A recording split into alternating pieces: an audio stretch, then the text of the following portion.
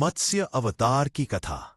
प्राचीन काल में एक बार हयग्रीव नामक असुर ने वेदों की चोरी कर ली और उन्हें समुद्र में छिपा दिया।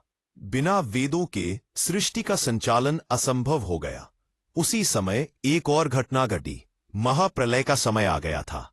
सब कुछ जल में डूबने वाला था और वह काल में महाप्रलय का समय आ गया। साथ में आता राजा मनु, स्वयंभुव मनु, एक दिन अपने कमंडल से जल ले रहे थे। तभी एक छोटी सी मछली उनके हाथ में आ गई। मछली ने विनम्र भाव से कहा, हे राजन, कृपा करके मुझे बड़े जीवों से बचाइए, नहीं तो वे मुझे खा जाएंगे। और आखिर में मनु को दया आ गई। उन्होंने उसे एक पात्र में रखा, लेकिन आश्चर्य, वह मछली तेजी से बड़ी होने लगी। मनु ने उसे तालाब में, फिर नदी में और अंत में समुद्र में छोड़ा, पर मछली और विशाल हो गई। विष्णु का प्रकट होना। तब मछली ने कहा, हे मनु, मैं साधारण मछली नहीं हूं, मैं ही विष्णु हूं। आने वाले प्रलय में मैं तुम्हें और सप्त ऋषियों को सुरक्षित रखूंगा। तुम एक विशाल नौका बनवाओ और उसमें सभी जीव जंतुओं, औषधियों और आवश्यक वस्तुओं के बीज संस्कार रखो।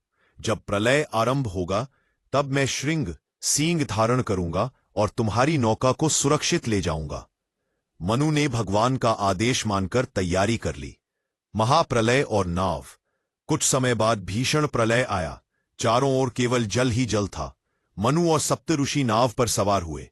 तभी भगवान मत्स्य रूप में प्रकट हुए, विशालकाय, स्वर्णमय शरीर और श्रृंग से सुशोभित।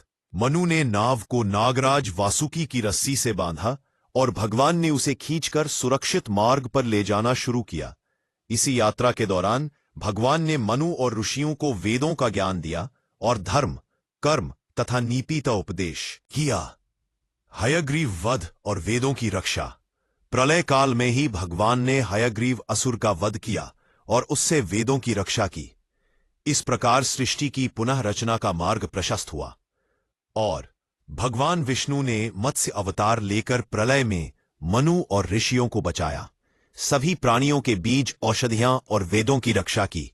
यह अवतार सिखाता है कि जब भी संकट आता है, प्रभु स्वयं अपने भक्तों और धर्म की रक्षा करते हैं।